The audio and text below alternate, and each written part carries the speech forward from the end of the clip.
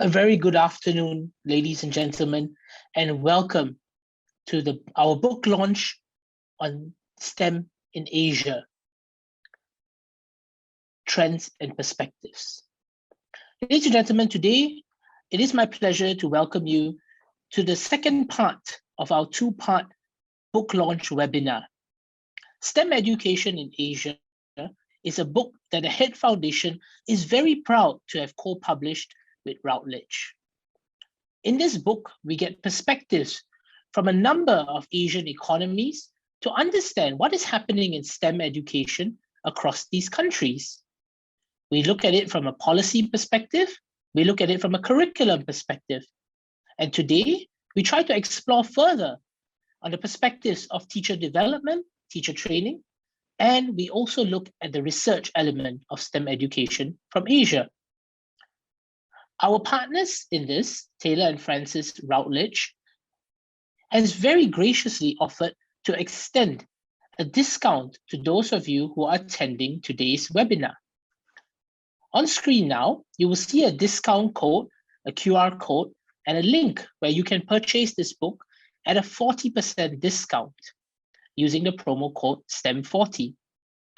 This book is part of the Routledge Critical Studies in Asian Education, a book series that us at the Head Foundation, a modest philanthropic foundation based in Singapore and committed to the sustainable development of the region with a specific focus on education and healthcare, are honored to partner Routledge with.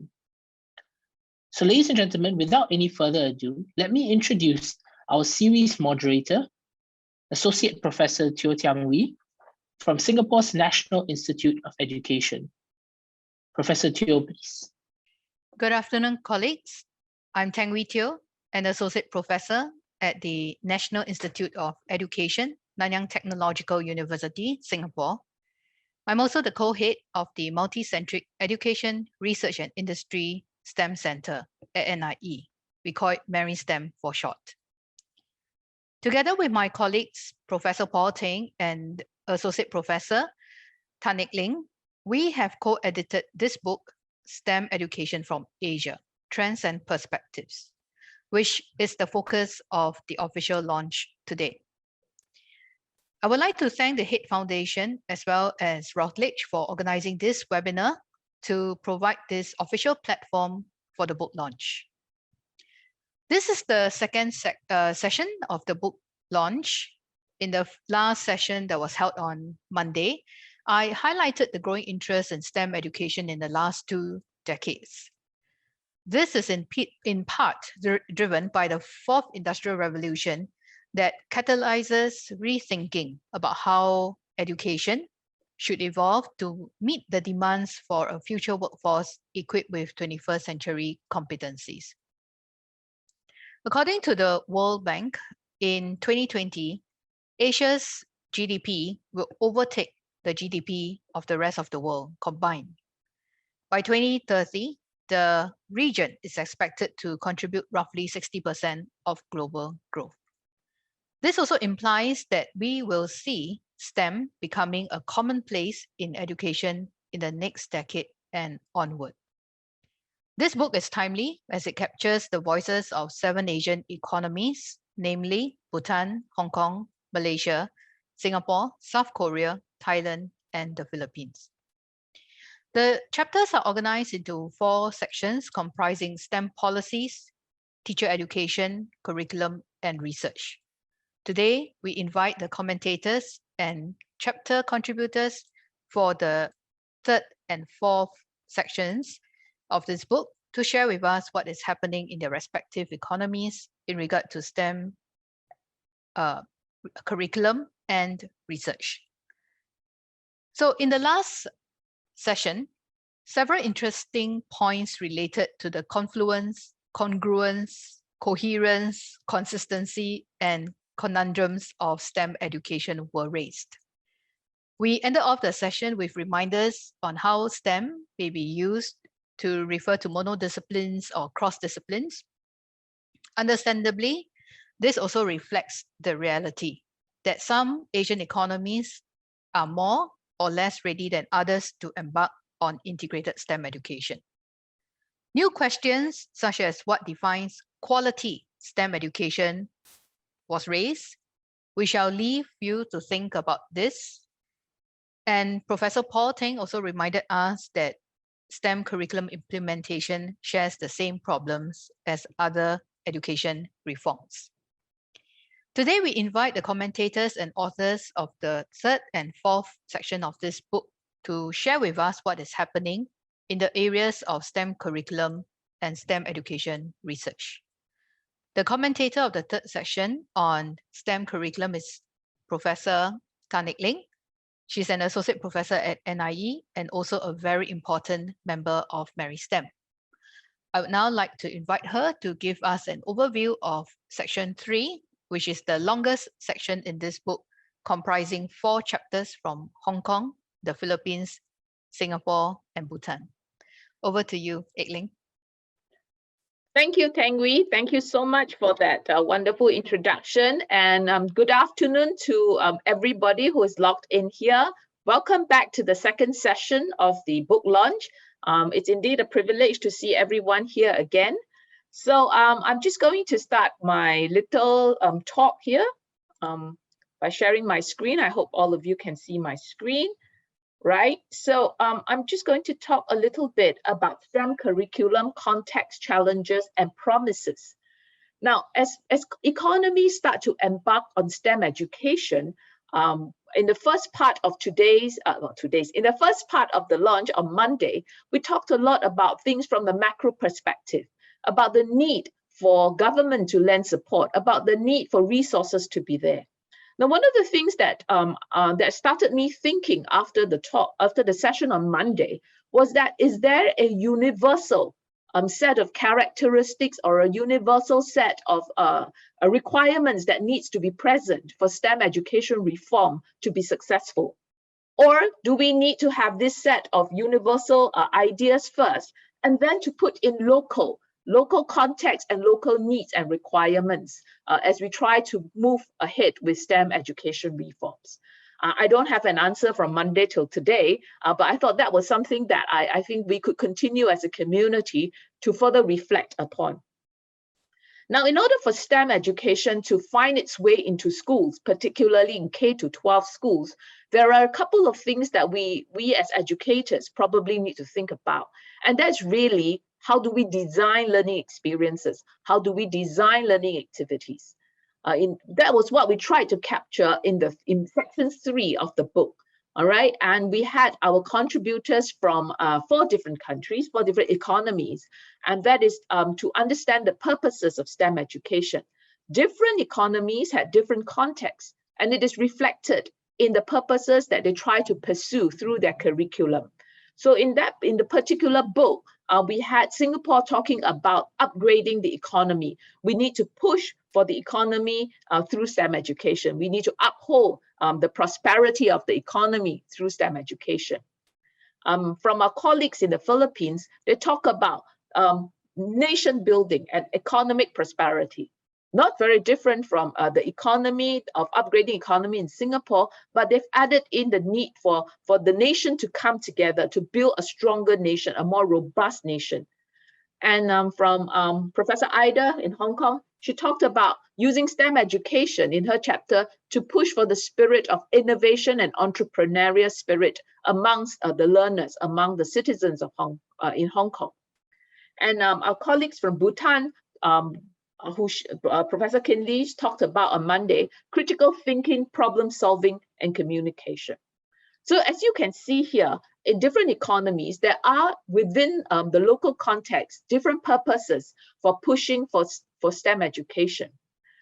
The major discourse or the dominant discourse around the world for STEM education has largely been focused on economy, on pushing economy.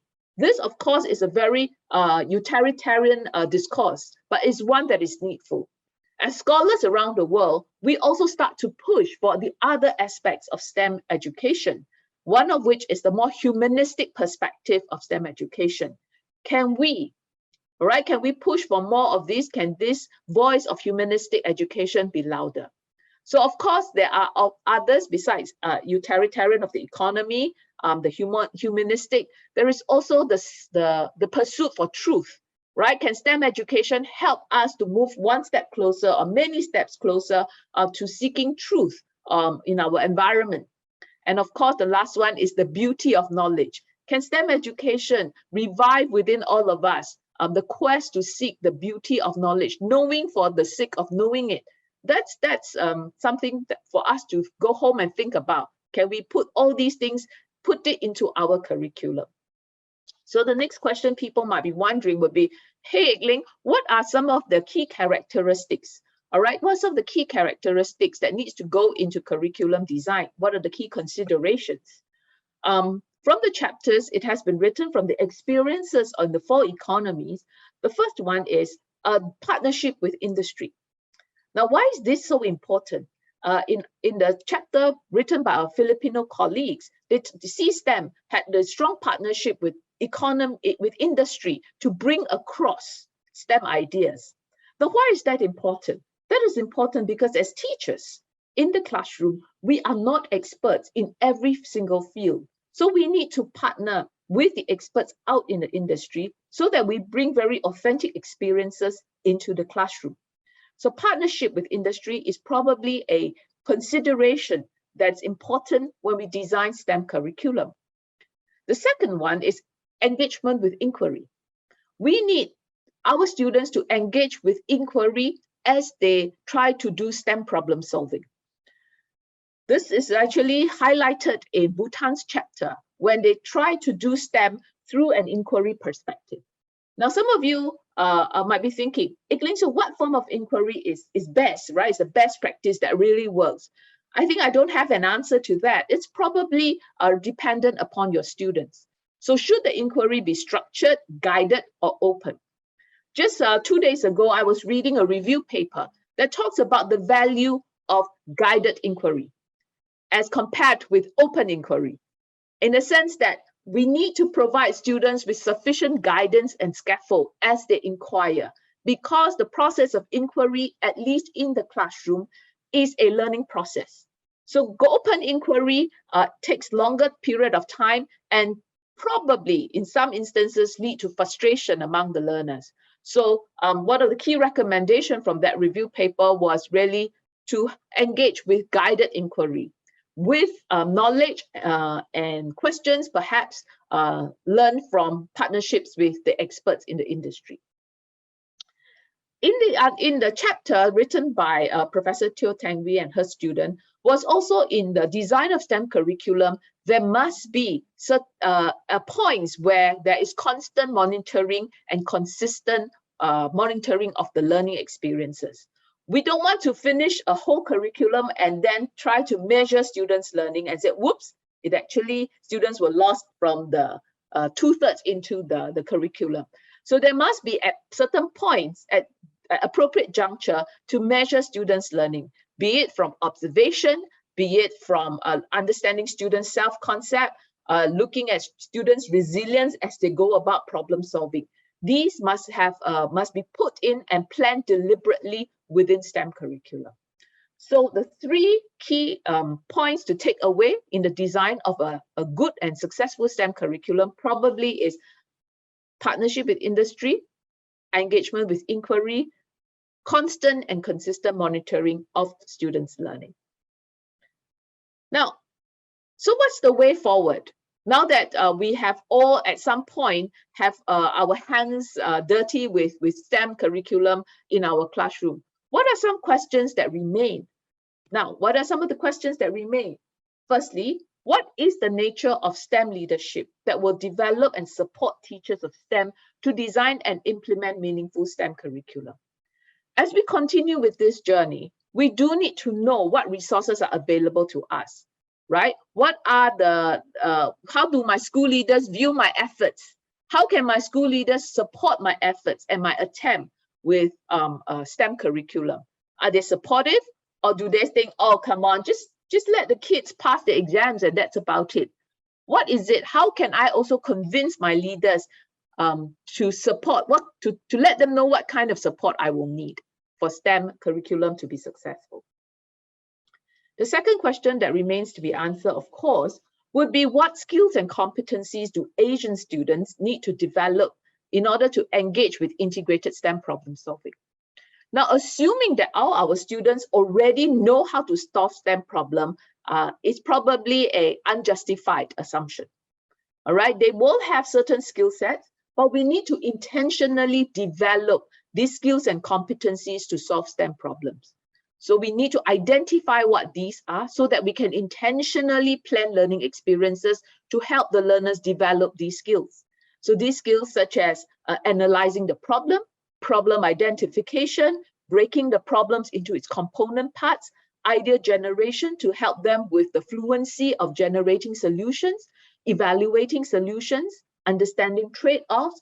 There are so many of these skills and competencies required. How and what is it we need to do with our students to help them learn these? And of course, in the last set, you see that there are many questions. Well, in the last segment of questions really is, how do we develop an efficient model to partner with industries? Because the partnership of educational institution and industry cannot be, and it should not be, I invite somebody into my classroom and say, hey, you take over the classroom, deal with my students. That should never be the case. How can we partner such that the industry and us as teachers will both benefit mutually? They will understand the needs of STEM education while we understand the knowledge base that is required in the industry. Only through these genuine partnerships will we be able to develop a sustainable model of STEM innovation. All right, so here the questions will be, what are some of these factors?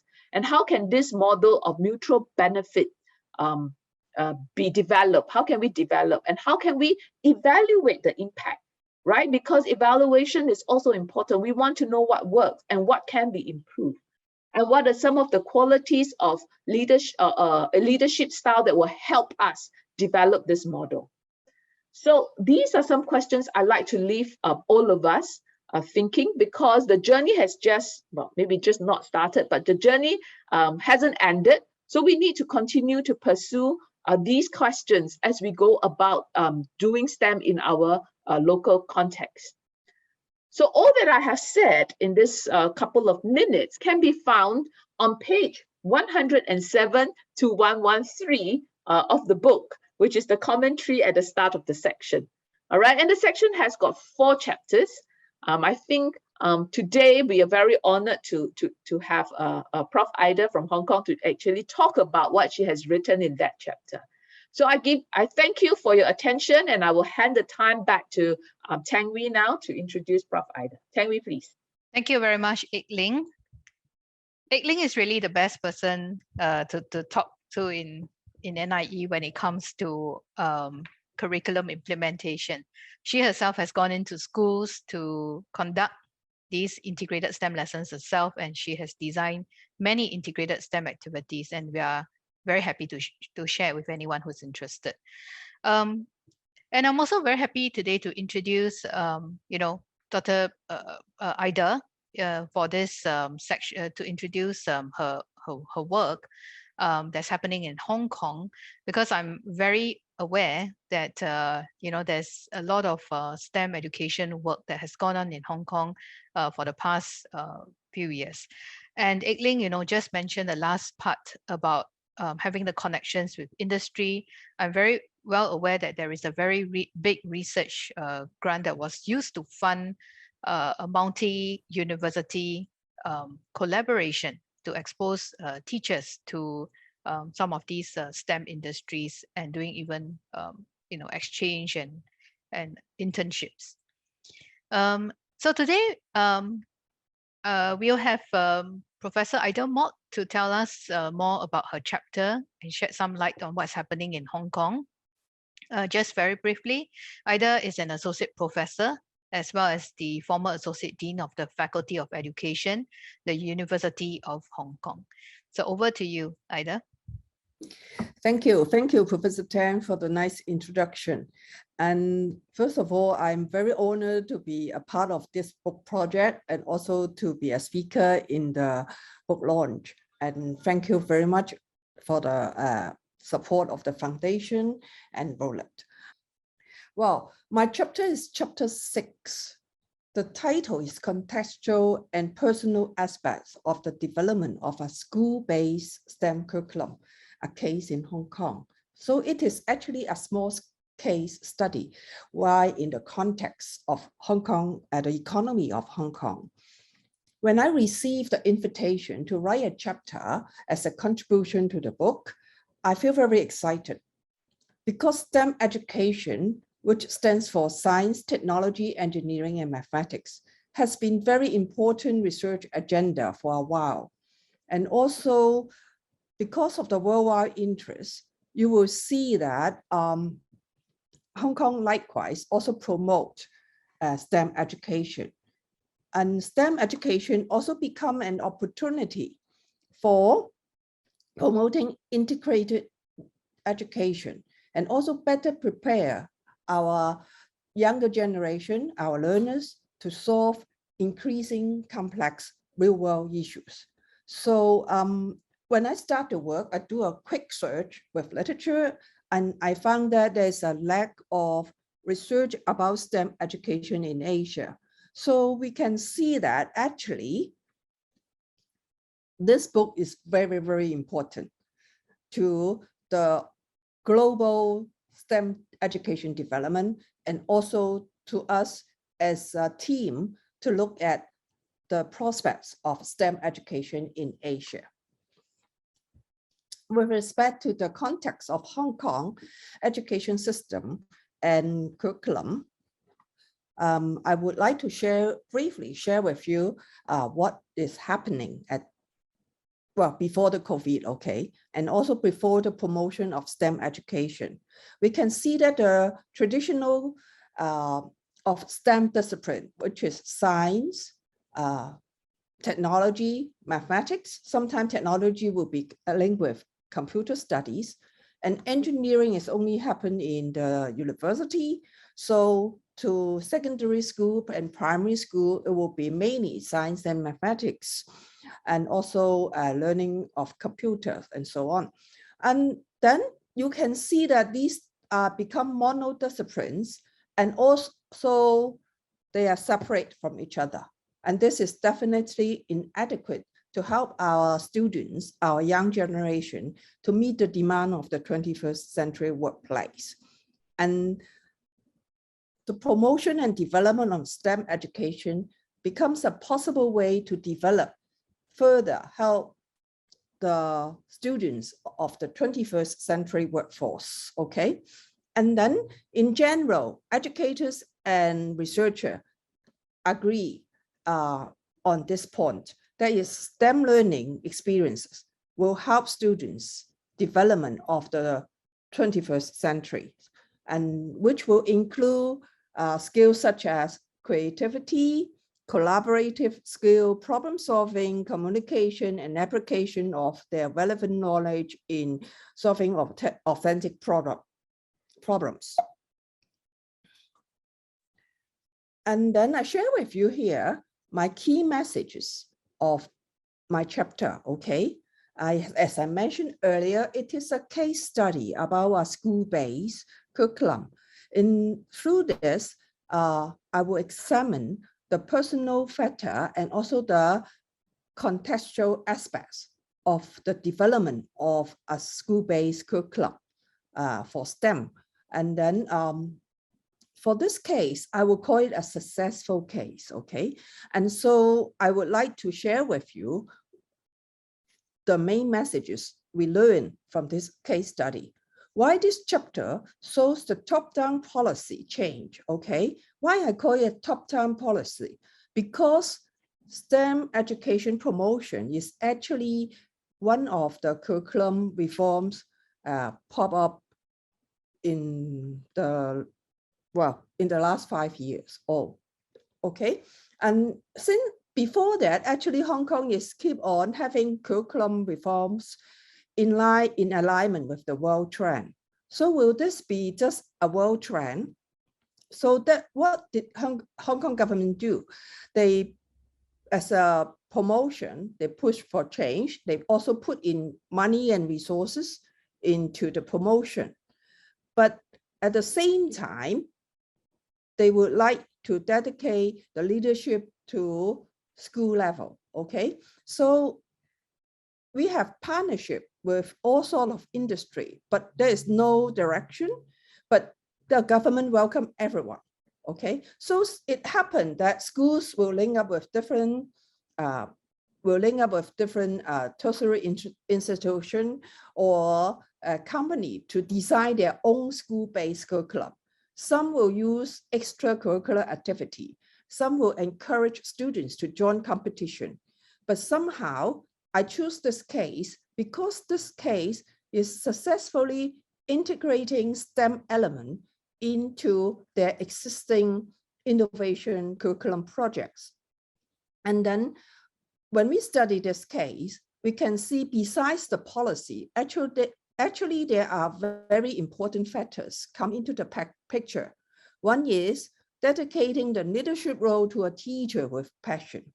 The key person in this development of school-based curriculum is that a very, very devoted teacher.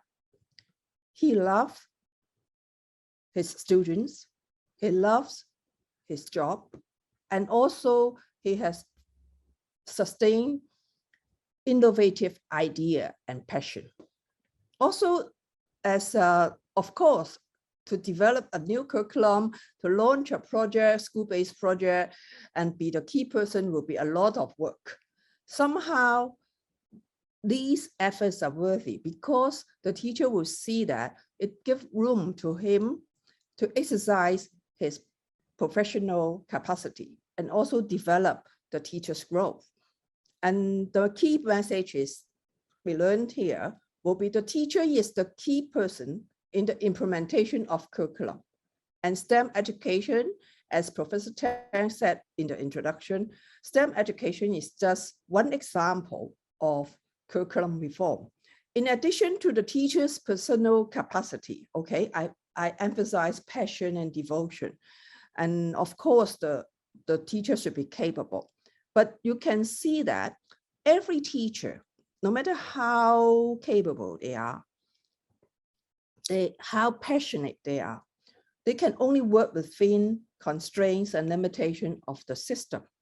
And these will include policy, resources, concerns with the school vision, and also stakeholders, mainly parents, colleagues, that is teacher in the school, other teachers in the school, and also the students. So you will see in this particular case, what is a devoted teacher? And also the importance of the implementation is an evidence-based approach to help the teacher to work with constraint and also to actually advocate his innovative idea and make the possible project to be sustainable in the school in alignment with the school development. In here, we can see, in reading this book, you can see the image of a devoted teacher who continuously develop his agency. Via academic study, you can see he actually, he is a very young teacher. He studied part-time for his Master of Education and Development. And what he learned, the research skill, the ideas about innovative pedagogy, will actually, he apply, we can see he actually apply these professional knowledge into his teaching design.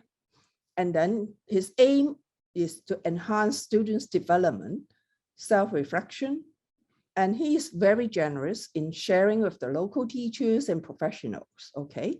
So this devoted teacher, you can see here actually making use of the STEM development in the school in Hong Kong as part of his professional growth pathway.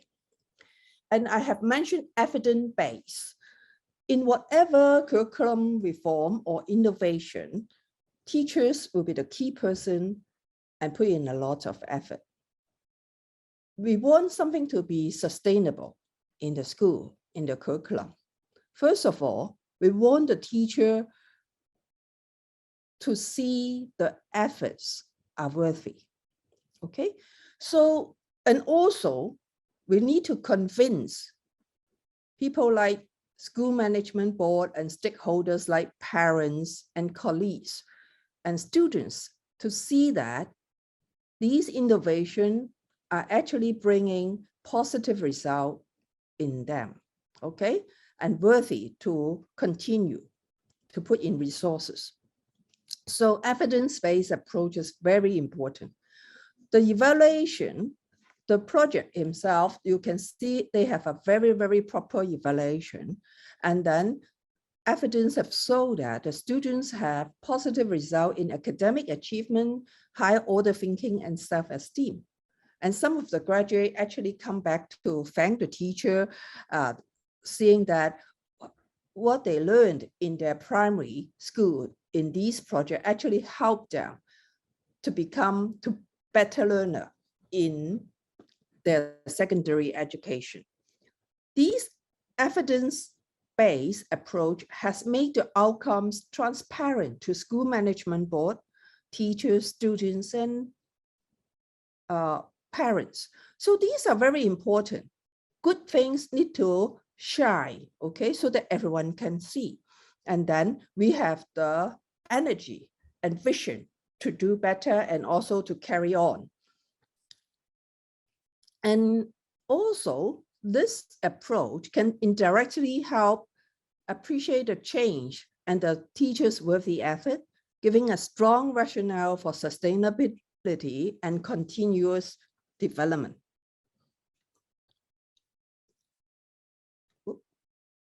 Yes. So the fourth, whenever we read the chapter, I noticed that there's something very interesting. If I review the policy of Hong Kong on STEM promotion, STEM education promotion, it is in fact a top-down policy because it initiated by the government, by the Education Bureau.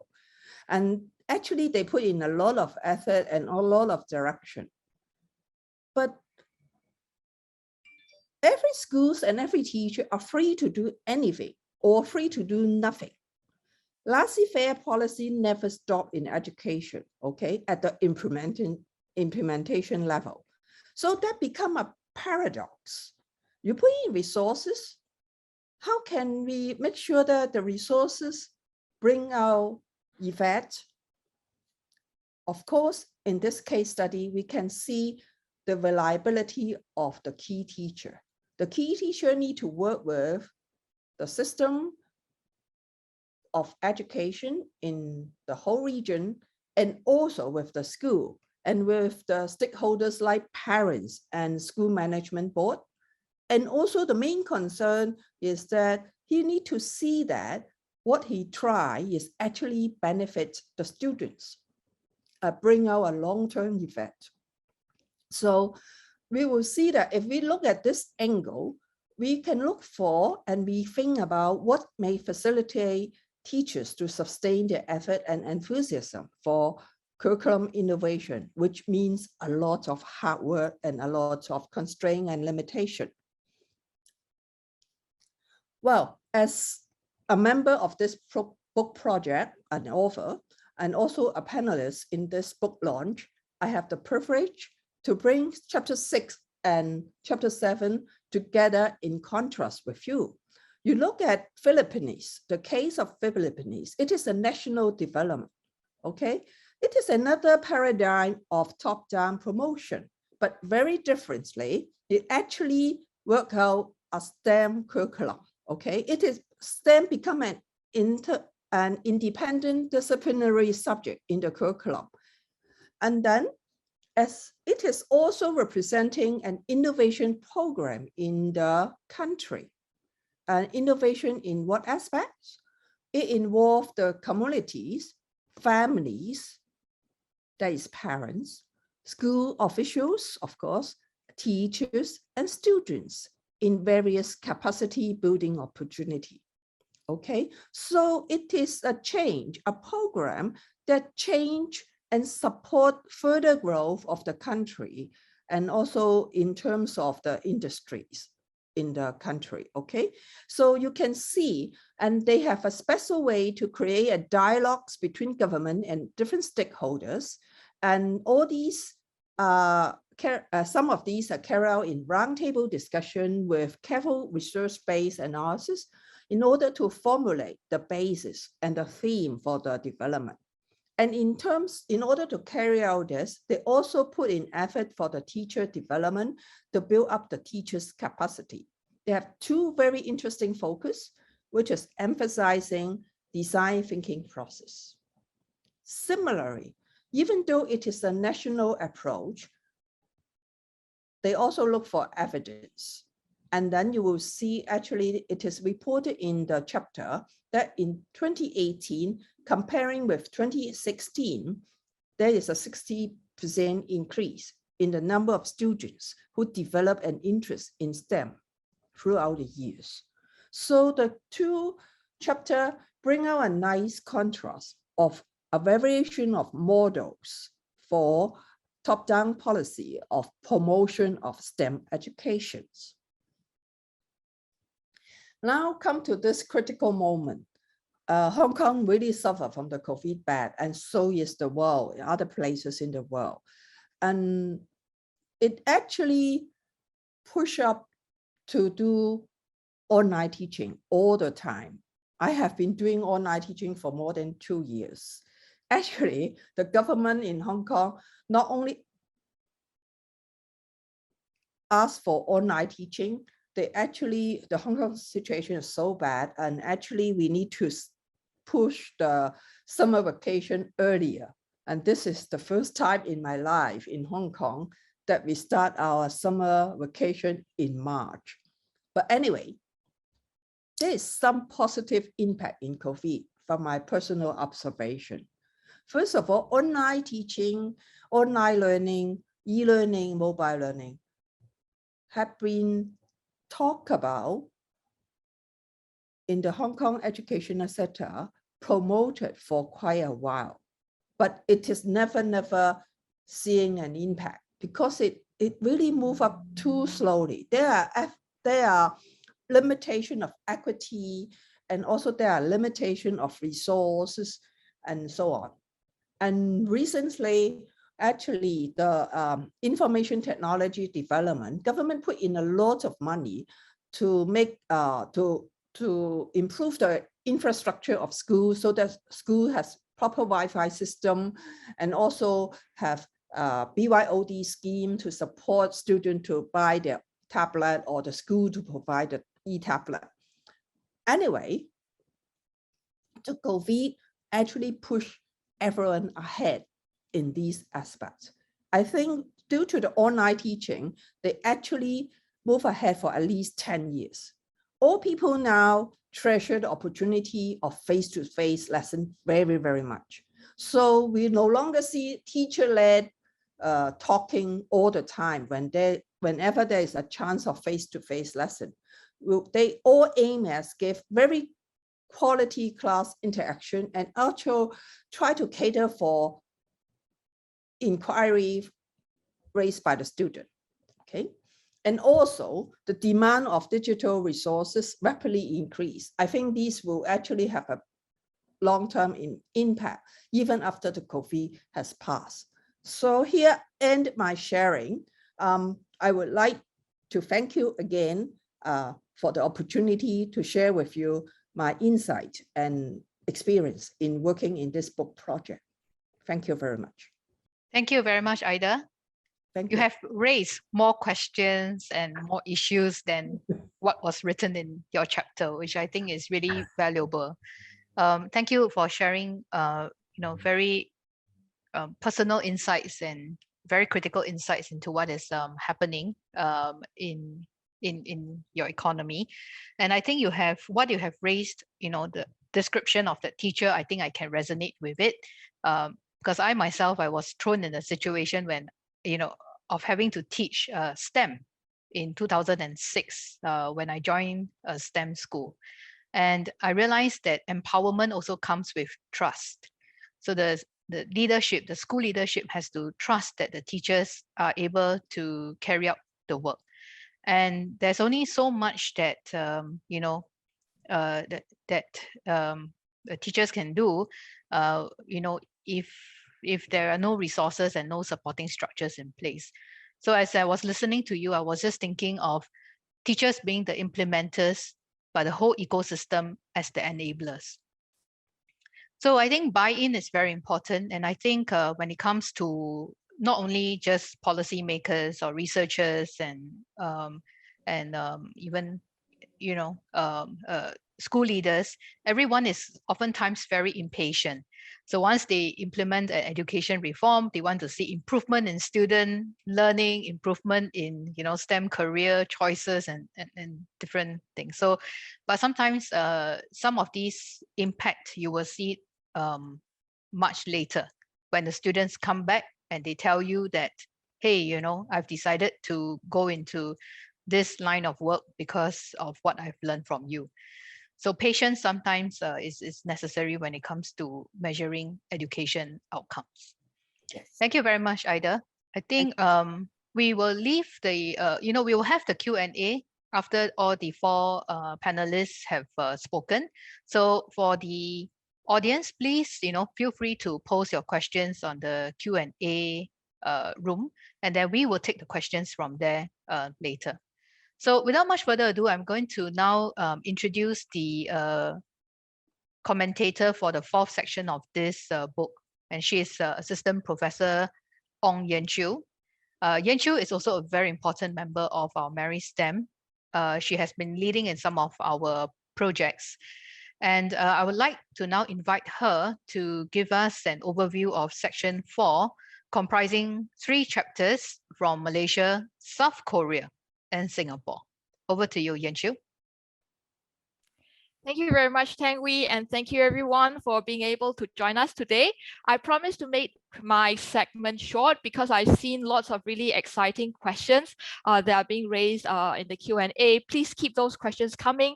So I'm going to promise to try to keep this within 5 minutes or so because we have also the privilege of Professor Rohaida to speak on her chapter, which is the chapter number 10 on the STEM education research in Malaysia. So what I've tried to represent here is that in this particular chapter on STEM education research in Malaysia, Professor Rohaida and her colleague went through a systematic review of the existing literature on research that's of STEM education that's been conducted. And through this systematic review of the literature, they were able to glean some kinds of trends in the research that has taken place, and that does also help us to highlight what might be the areas of gaps that could require further education research in that area. So in chapter 11, which is talking about STEM and STEAM education research in South Korea, we had Ok Soo-hong, who actually talked about this interesting concept of convergence education. So if you're interested to find out more about convergence education and how is it related to STEM and STEAM education, please do read up on chapter 11.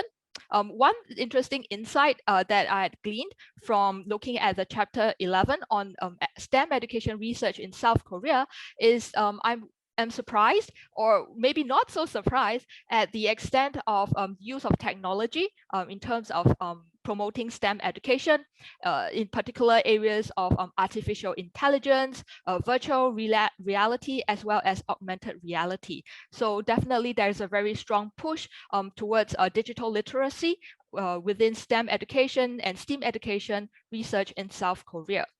And finally, for chapter 12, under this section on STEM education research in Asia, we have the chapter by Aik-Ling, whom we are all very familiar with, as well as her student. They talked about how a particular STEM integrated activity was implemented in a classroom in Singapore. And this particular STEM integration activity was designed using the STEM quartet, and they focus in terms of their implementation and analysis, looking at how student questioning and teacher questioning promoted the learning as students had to grapple with complex, persistent, and extended problems in STEM. So in a nutshell, that was a quick overview of the highlights of these 3 chapters that tells us different aspects about STEM education research in Asia. In my commentary, I also wanted to be thought-provoking in the sense of trying to get the community to think more deeply about integrated STEM education as a possible paradigm for the future-oriented education. So the motivation for this thought or this paradigm is really to consider what would be the knowledge that is of most worth in the 4th industrial revolution and beyond. And if we look deeply to ourselves and to people that we are aware of as well as globally, I think we can come to the agreement that the final form knowledge of various disciplines that we currently teach in schools is not as critical as the other aspects of 21st century competencies or life skills, as we commonly term these, in terms of helping students to actually really thrive in the 4th industrial revolution. And this actually brings up some fairly interesting questions for us to consider. Now, I cannot take credit for all these questions in terms of what are the aspects we need to consider for framing STEM education as a paradigm for future-oriented education. I borrowed these ideas from another prominent education researcher, Yong Zhao, who has written extensively on creativity as well as a comparison of education systems in the East versus the West. So borrowing his idea about a future-oriented education paradigm, here I would like to propose 4 questions that we would want to really consider if we are really serious about considering whether we could bring integrated STEM education towards a paradigm for future-oriented education that would be most appropriate for preparing our students to thrive in the 4th industrial revolution. So the first question is, to ask ourselves, how ready do we think our current learners are for the future? After all, our students are going to become the leaders of the future in various fields that they will eventually take on. So, if we ask ourselves this question, well, based on your interaction with the learners that you have, how ready do you think your learners would be for the future? Another question we could ask ourselves is, and interestingly, various of the speakers today in the panel had also highlighted, there are various initiatives in STEM education. Mostly what we see in various chapters or various economies is that a fairly strong emphasis, I would say, on top-down planning. There are lots of initiatives that are actually promoted at the governmental level, or a highly structured Ministry of Education or various governmental institutions and organizations that would plan and implement these initiatives for the schools. But at the same time, I think that there are also opportunities for schools and other grassroots organizations and other forms of organizations that are interested in STEM education that are promoting more of the ground-up initiatives. So in that perspective, how do we actually try to strike a balance between ground-up initiatives that could be less structured versus the more structured top-down planning that come from the governmental perspective? So how do we actually try to create or strike that kind of balance? A third question I'd like to invite everyone to think about is, how could we then grant meaningful autonomy to schools, teachers, and students, especially in view of extended top-down planning? As what Professor Ida had also mentioned, I think that giving autonomy, especially to schools, teachers, and students, to be able to drive their STEM learning is something that's really important, and perhaps something that we need to ask ourselves more of. In terms of to what extent does this autonomy currently exist at the school level for the teachers as well as for the students? If we realize that there is a lack of autonomy at these various levels, how then can we try to provide more autonomy to them to drive the learning based on the needs that they have identified? And the fourth question that I have is for us to consider how should we build on the strengths that each of our contexts and regions have and respond to unique contexts such as unique opportunities or even challenges that we foresee or we are currently experiencing in the various contexts. And by context, I really would like us to think about not just in your particular country, the region. It could even be something as local as within the school community at the various classroom level, perhaps. What would be various kinds of strengths and unique context that we could actually build upon in order to strengthen our direction towards having or presenting integrated STEM education as a paradigm for future-oriented education. And before I end off my final short spell, I'm actually really curious to know what everyone is thinking right now.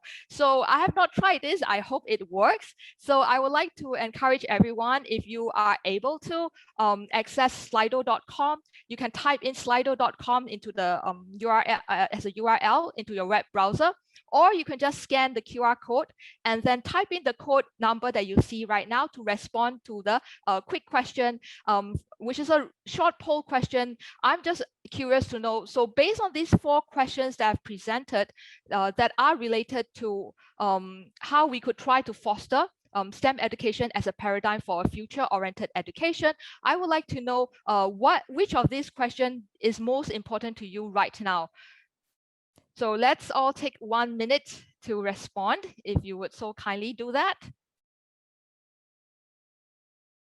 Okay, and I am going to show the results. You can probably already see the results as you are responding to the poll, but I would like to just show that very quickly so that we can actually all take a look at what we can see right now. Okay, so we can see that 24 of us has managed to respond. Perhaps some others might want to take a little bit more time to respond, and that's really okay. So you can see that the most important questions for the majority of us, I would say, right now, would be the first question on how ready are our learners for the future, and the fourth question, how should we build on the strengths and respond to unique contexts in your particular region in order to support students in learning about integrated STEM, and therefore positioning integrated STEM education as a potential paradigm for future-oriented education. Okay, and I think with that, I'm going to end on the high note and let the next speaker take over to share on her chapter. Thank you very much, Yann. I think we have enough ideas to begin writing volume 2. Okay, so yes, I'm mindful of the time, and I would like to leave more time at the end of this webinar to take the long list of very interesting questions. So let's move on to the last speaker for today. We have invited Dr. Rohaida to speak about her work on STEM education research in Malaysia. Professor Rohaida is an honorary professor at the Department of Mathematics and Science Education, Faculty of Education, University of Malaya. Over to you, Professor Rohaida. Thank you, Prof. Teo, and thank you, Head Foundation and also Routledge, for having us for this book launch come webinar. Okay, my chapter is in chapter 10, which is the STEM education research in Malaysia. Okay, this is done by me and also my colleague, Dr. Hidayah Muhammad Fazil. Okay, when we were being invited by Prof. Teo, okay, and her team, okay, when we were invited to write this book chapter, I feel it's very timely, and we took this opportunity to update of what my ex-PhD student, Dr. Kamaleswaran Jayaraja, and my co-author for that particular paper, that is Dr. Rose Amna, and myself, we wrote on a review of STEM education research from 1999 to 2013, a Malaysian perspective. Okay, it was published way back in 2014. Okay, so when that paper was written, the term STEM was rather alien, or it's an uncommon word, I would say, at least in the Malaysian context. So when the paper was, in the process, when we did the again the system analysis, a literature review analysis, the term when we key in the term STEM education or STEM, we only managed to get about 57 articles, and it was then for that particular paper, we had to key in, isolation or separation of, we can't use the word STEM, I would say. It's a very discipline based, where we had to key in science education, biology education, mathematics education, engineering education. Then only we can get some manuscript from those database. But as we progress, the term STEM became more popular. And especially when it is STEM is being mentioned in our policies and initiatives, I will talk a little bit on this later, but it is covered by, again, my colleague in UKM in chapter 2, I guess, chapter 2 on the policies and initiatives. So there are a number of initiatives. So with such policies and initiatives, the term STEM education is more popular. So, and that paper, the one written in 2014, we found it was well cited. So we felt that the paper has a significant contribution to many of the STEM educators, researchers, and also to the policymakers. Based on that experience, we thought that it is good to update, to do. We continue the analysis from 2010 to 2020 for this particular chapter. Okay, and we hope that by doing that, we are able to provide an update trends and insight of STEM education in Malaysia. And in this chapter, we have used the word STEM interchangeably to include the discipline base, such as science education, mathematics education, technology and engineering education, and the STEM itself. Okay. So when we use the broad terminology, we managed to get a relative good number of articles from, I think initially we had about almost 300 articles from four main databases, namely Web of Science, Scopus, Eric, and MySite. I think the reason why we chose these four databases is that as for the Web of Science and Scopus is a well-known database, and I guess many of us, even the university ranking is based on WOS and Scopus publications, right? And since this is STEM education, ERIC is one of the database which we think that it, because ERIC deals with education, a lot of education papers, right? So we have included ERIC and also MySite. And for your information, MySite database is our local database. And there is, it's under the jurisdiction of the Ministry of Higher Learning. And we have included this MySite is also because that we would like to include the Malay keyword in our search. There are a number of papers, for your information, Malay is our mother tongue in Malaysia, is the national language for Malaysia.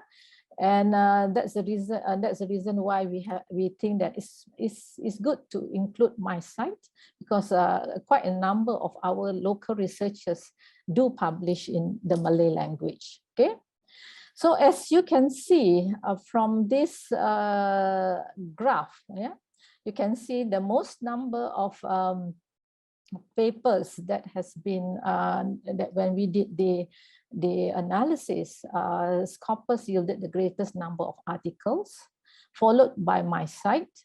Okay, and that, frankly speaking, we were quite surprised when we did that analysis. And then WAS followed by Eric. I guess not many, realize that Eric is also a good source of, articles that deal with STEM education. Okay, what is the status and the trend for that 10 years? Okay. So based on the research on STEM education in Malaysia, based on our analysis, we can see that there is an upward trend, there is an increasing trend, particularly from the year 2016 to 2020. And we can imply that this shows that there is a rigor in research on STEM education. And I guess educators or researchers are more aware that STEM has been given due emphasis, especially via policies and initiatives. Yeah, some of the examples of the policies and initiative is the policy on National STEM Action Plan, which looks into the plan from 2018 to 2025, where it deals into what are the action to be taken, to enhance STEM education at all levels. And it also appears in the Malaysian Education Blueprint, which covers from the year 2013 to 2025, where STEM has been mentioned for the first shift. In fact, I think it has implemented for the first shift for the transformation plan for the education system. One of the things that is mentioned that we no longer have science stream or art stream, but in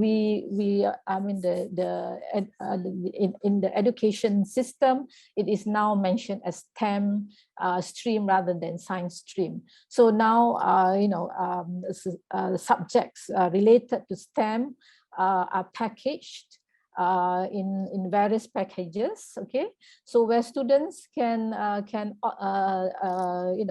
adopt those packages, and if they adopt those packages, they are known as the STEM stream. Yeah, so we do not have. I think we have implemented since 2020. Okay, and about the publications that we managed to retrieve from these databases, this publication were mainly in individual STEM discipline, which is either science or biology or engineering and so forth. Yeah? So mainly single or the more two or more STEM discipline. Okay.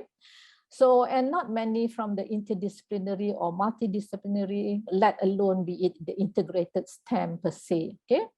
So, but that is, way back in 2010 onwards. Okay. And the participants or the subjects are mostly mostly students. Yeah, the students, that means the end user of that. Yeah? And as the participants, and not many dwell into the teachers, dwell into teacher training and so forth. Yeah, and it is also mainly conducted at secondary school. Okay. And a few studies, only a few were conducted at the preschool and primary level. Okay, I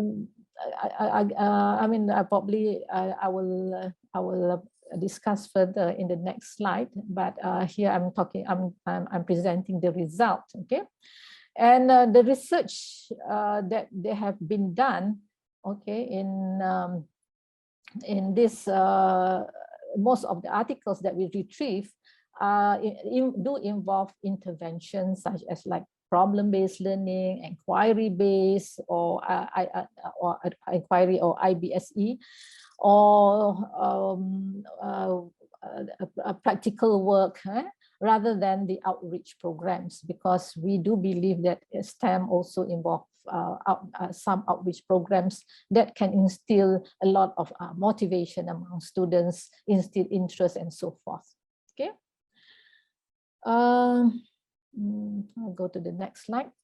So based on this, the findings that we managed to get from the analysis, what does this tell us? Okay, what we can see is that what we can do is that more studies should be done involving primary and preschool level, as we know that the best time to encourage students to pursue their studies, their career in STEM is we need to encourage them to take it as early as possible. Okay, and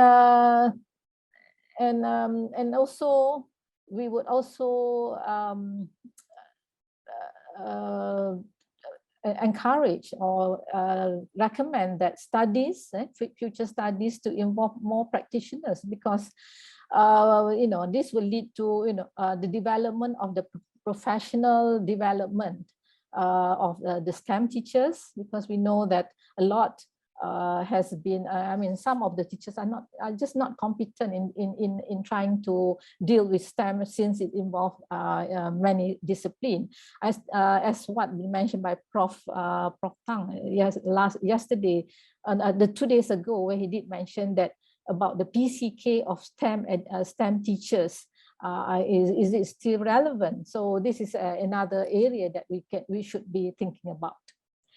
And the STEM activities, rather than having just the teaching, just focus within the teaching and learning, we should go beyond the classroom context.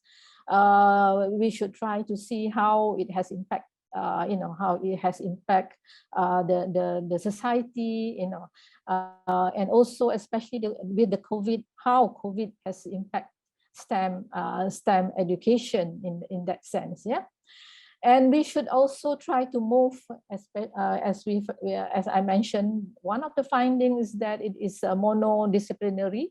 Okay, so we need to move towards multidisciplinary and interdisciplinary, in line with the nature of STEM as a discipline itself. Okay,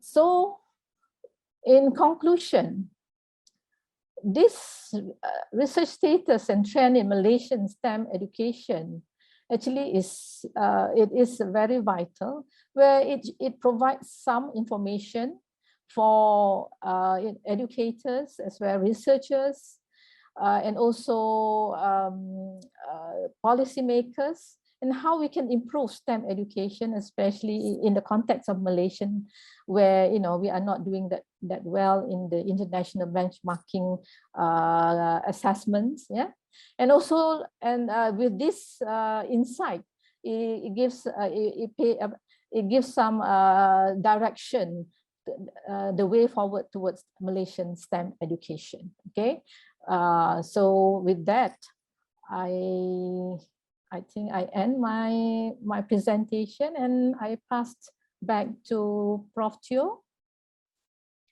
Thank you very much, Professor Rohaida. And thank you very much for all the panelists for your insights. I think we should all now turn on our cameras and begin the Q&A session. So there are many interesting questions that have been posted on the Q&A forum, and I'm going to pick and choose some of these questions, because so as to give everyone an opportunity to address. First of all, I'm going to direct the first question to Aik-Ling, because I know that she has to leave by 4:30. So Aik-Ling, there's a question that's for you.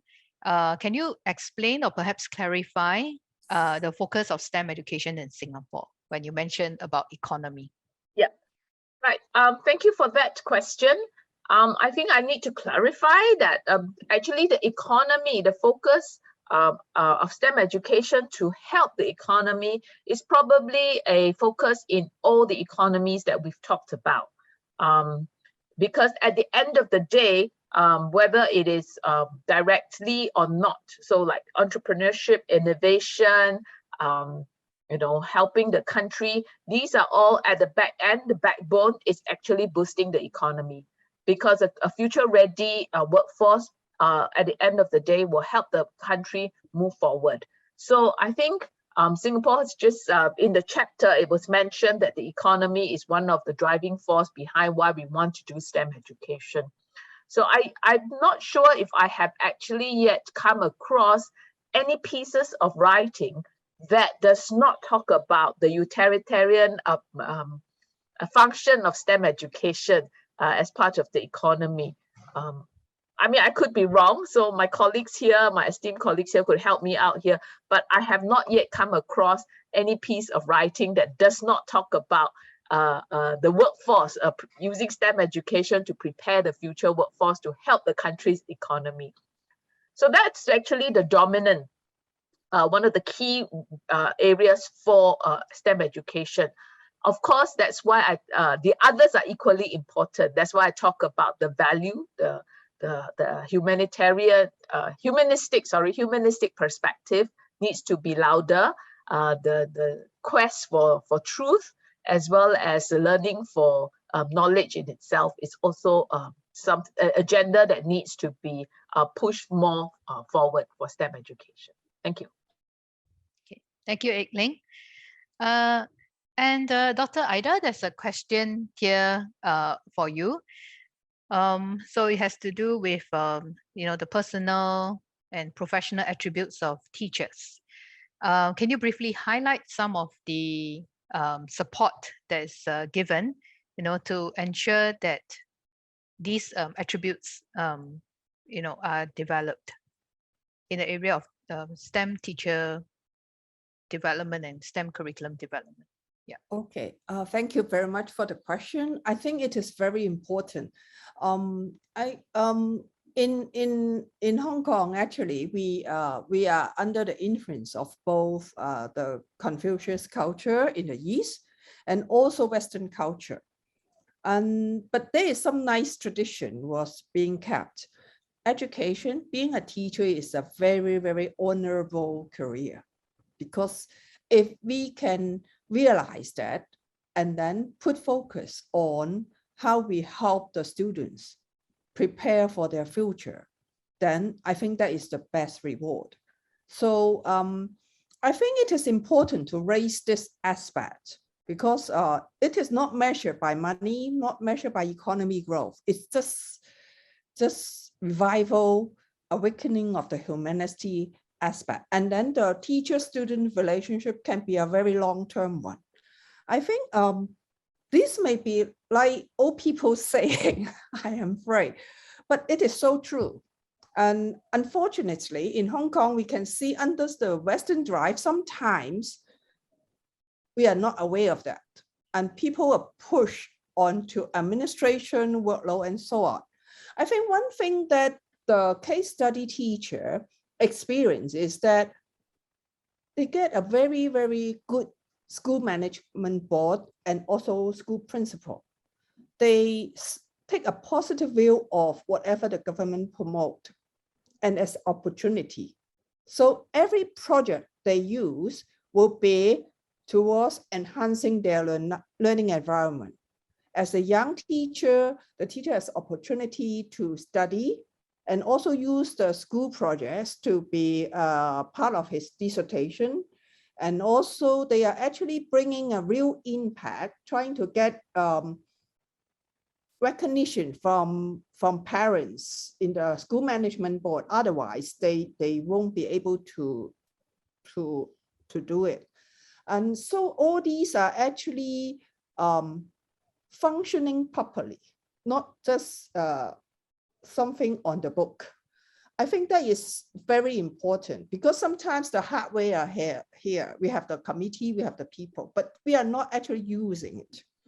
Then when effect come out, you can see the value in learning actually is shared by the teacher and the student, and they build up a unique school-based culture. I visit the school at open day. It's so cheerful. You can see the student around and then showing their work and products. And I see some of the lesson clips.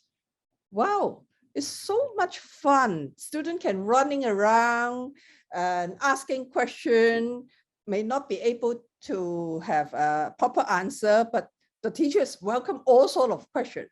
Even welcome the student to hold their iPhone to video the teacher back in asking questions.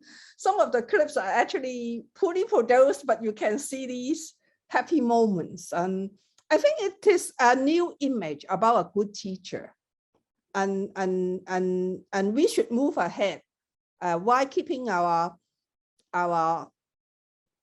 nice culture, but we need also to be moving ahead rather than just saying that, oh, that is a good model. Let's try to adapt and modify it and implement in our culture. No, I don't think so. We are unique in every classroom should be the ground. If teachers are farmer, then the classroom will be our field. Okay, that's what I share, okay? I hope I give some ideas. I could not provide answers. That's a big question, actually. Thank you very much. Thank you very much, Ida. There are some questions here which has to do with the preschool level. Have the panelists seen any examples of STEM being done at the preschool or primary school level? How do these, have you seen examples of teachers doing STEM? And how well are they doing it?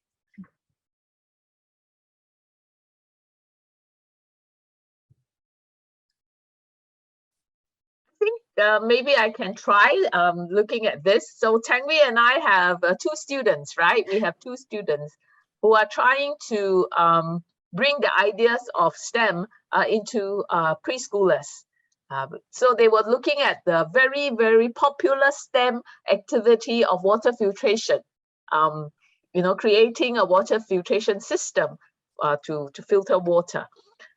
So this idea of filtration particle size might be a little bit abstract for the learners.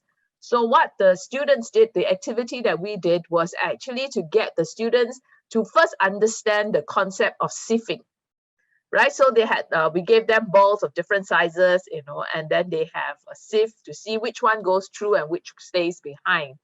And then afterwards, they have developed those ideas. They move on to the next step to look at the different types of water, right? So the muddy water and clear water and clean water. What does each of these type of water mean? Because in order to talk about filtration system, it only makes sense if the students conceptually understand what is polluted water and what is clean water.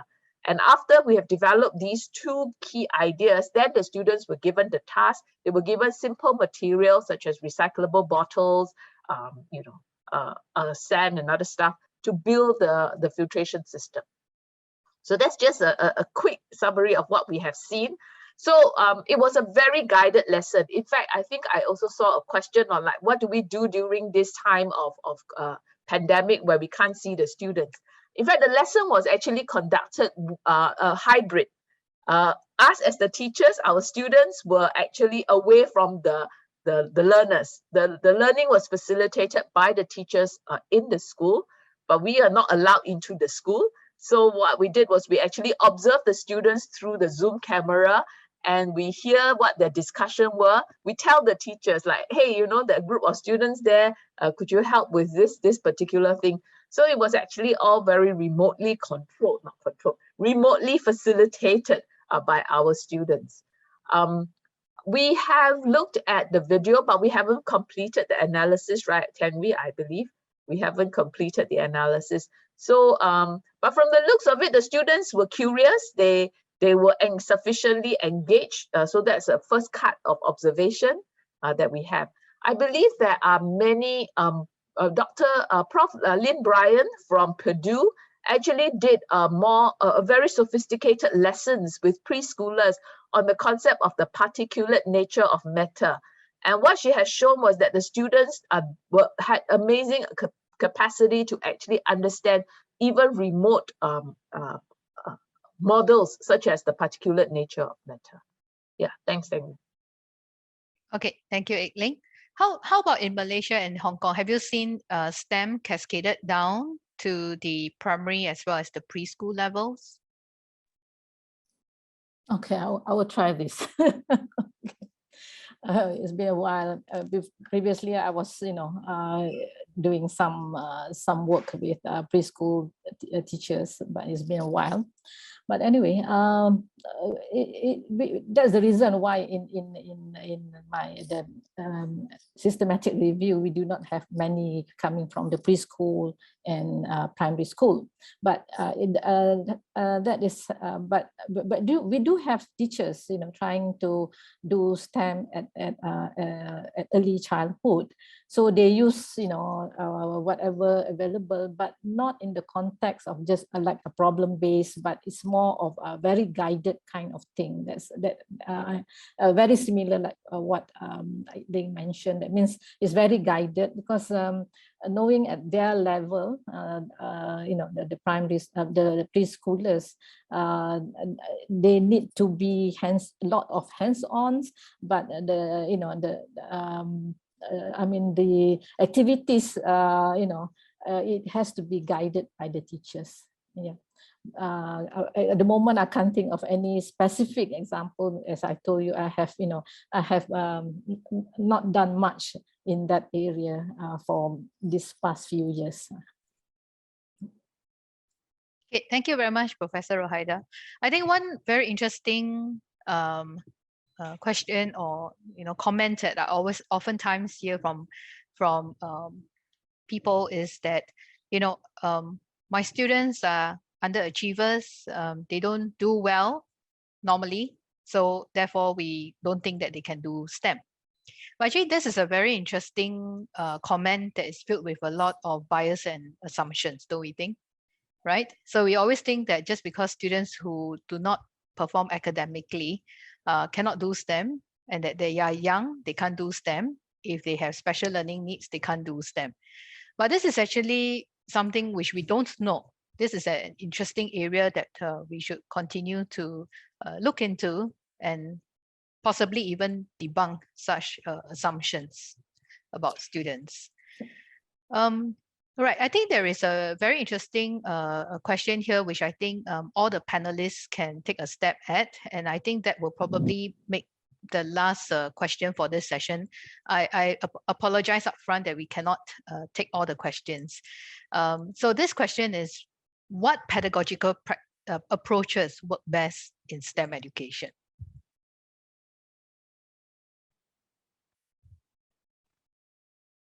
I know it's very difficult to answer. Yeah, that's really difficult. I think offhand from the observations of the classroom that I have been in the past 2 years of STEM, a lot of it's negotiation, giving students the space to talk to one another, to debate, to problematize, to negotiate. That's one key aspect. The space for discussion is a good pedagogical strategy to use in a STEM classroom. I think the other one, which I think I put myself out there for people to disagree, is to create opportunities for students to build and make, to work with their hands, to translate those abstract ideas that they have into actual artifacts or actual practices. And from the observations over the past 2 years, the students, at least in the Singaporean classroom, they need a whole lot more guidance with the building process. That the planning may look excellent on paper, but when they actually need to translate it, it's a little bit weaker. So I think these two key areas, creating opportunities for discussion, negotiation, and persuasion, and the other one, creating space for them to create and make, are two very important STEM strategies. Thank you. Thank you, Aik-Ling. Ida? Perhaps I can share also what I observe based on my experience of successful case. I see cases like a teacher actually used the idea of competition to raise the interest of participation of girls, okay? And then interestingly, because they want to win, or at least they want to make their product, then you see girls working with a building up of robots, and they need to learn mathematics is which supposed to be learned in higher level, but now because they need to make the trajectory of something, then they start learning of it. I think STEM is actually an opportunity. The importance is, as I observed in the 2 chapters, the measure, the evidence actually take in the student attitude and capacity as generic skills as gain, rather than the traditional academic outcome. I think this is very important because the weaker student may not be weaker. They just need something to tell them they can make. Okay, so making something real and authentic is very true. Of course, some students need more guidance, but it doesn't mean that they could not make something, right? Eventually, they will become citizens in the city that are doing something and serving people. Okay, making a coffee or making a hamburger is also making something, or building up a building is also making up something. So I think that is an approach which is useful. Another will be, I agree with Professor Aik-Ling very much, collaboration and teamwork. Okay, we need to really put aside, although I start with competition, but participation is already fun sometimes. We need to put aside our competitive nature of our exam-oriented system. Okay, never put STEM as an exam subject. That's my wish. It always destroys. But we need to put high value on these. Okay, so these are the points that I want to share about pedagogy. Thank you. Thank you, Ida. I think it's an innate, very intrinsic kind of quality in children where they want to compete. I see that a lot in my son. Okay, how about you, Professor Rohaida? Okay, I think I will agree with Aik-Ling and Prof. Ida.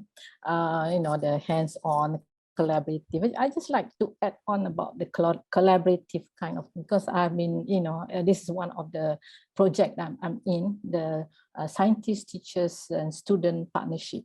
Okay, as we call it short, STSP. Students really like this partnership because they want to do something extra beside the competitiveness. Okay, beside the competitiveness, students feel that once they are, they have access to the real scientists, at least they can emulate some of the things that what can see what scientists do, and it has create more interest towards STEM. Here I would say STEM in general. Okay, and also the teachers, when they are working with the scientists, they, I'm not sure about in Singapore, in Hong Kong, like in our situation in Malaysia, once they are out from their pre-service teacher training, they don't get to, they don't get back, they can't go back to, to an upskill in the institution, like in universities. What are the state of the art of research in science, for example, or in mathematics, for example. So when they are, when they interact with the real science, with the pure scientists, then they learn something new. Like, for example, one of the activities that we did was the extraction of stem cell. Like stem cell is in the syllabus, but it's just it's very theoretical. But when they collaborate with the scientists show them how to do the stem extraction, and they bring back to the school, and the students feel they are doing the real science in the authentic situation. So collaboration, partnership is very important, I would say. Thank you. Thank you very much, Professor Rohaida. Yann, would you like to Yes, I'm going to try to summarize it in as short a time as possible. I think that while I may not have a specific pedagogical approaches to offer, I would like us to consider some design principles. So I think that those who have heard me speak about this will be really familiar. I'm really a big fan of the productive disciplinary engagement framework by Engel and Conant. I think that because it offers 4 design principles that are still very applicable for STEM activities and activities design. So I would just like to quickly highlight that like what we have talked about, what's really important is to have a good problem for students to work on. So problematizing, the idea of problematizing, whereby you set a meaningful problem. What is a meaningful problem? A meaningful problem would be one that's not only meaningful to the community at large or people who might have a stake, in the solution, but also to the students as well. So as far as possible, think about what kind of a STEM problem would your students be interested to solve, and ideally it should also have some meaning to the community, who might be target users of the product or the outcome that they have. Then when students have to engage with a problem, we need to think about what are the adequate resources we need to provide to support them in solving this problem. So resources here do not only refer to materials, it could refer to certain criteria and constraints to help them scaffold the designs that they need to put forward. Also giving them ample opportunities and time to actually work together and iteratively improve their design. That's also something that's important in terms of resources. And 2 other design principles that are really important is to strike a balance between giving students authority to put forward their ideas and also holding their ideas accountable to some standards or some norms. One of the observations we have seen with when we have worked with similar open-ended kind of problems is that teachers tend to, teachers who have a high respect for giving students the authority to come up with their own solutions are very hesitant to pass some kind of judgment in terms of the work. And we think that that is not necessarily in the best interest, because students are still novices at putting forward ideas. And it doesn't necessarily mean that all design ideas are equally good. There are certain constraints or design requirements that most people will have to fulfill. If you think about any kind of a STEM problem, there are certain solutions that are better than others because they may better meet the needs or the criteria that have been laid out in the problem set. Hence, it is I think that it is possible for the teachers to remind the students that their solutions should be accountable to the criteria or the constraints that have been set out by the problem. And that actually helps the students to reach a better solution. So introducing certain criteria to evaluate student solutions would be something that's also meaningful as part of the STEM activity experience. Yes, and so I end with that. Thank you very much, Yann. I think that's very insightful, is, basically using theory to inform the work that we do in STEM education, and that makes evidence-based STEM education. So once again, I'd like to thank all the panelists for your time today. I foresee that this is not the end of the conversation, because there's so much that's going on in Asia. And I'm sure 1 year, 2 years from now, if we were to write a second book, there will be so much more new insights, to what is happening in our school system. So with that, thank you very much to all the attendees who have take the time off your busy schedule to attend this book launch. There are other questions which we couldn't attend to, but all of us are reachable by email. So feel free to reach out to us. So with that, I will hand the time over to Vignesh, the Head Foundation. Thank you very much. Thank you very much, Tang Wee, and thank you very much to our panelists for sharing their insights about STEM education in Asia. Ladies and gentlemen, I hope you enjoyed this book launch. March is a very special month for us at the Head Foundation. We're calling it March for STEM. And today's webinar, the second part of this book launch, STEM Education in Asia, is only the start of our March for STEM.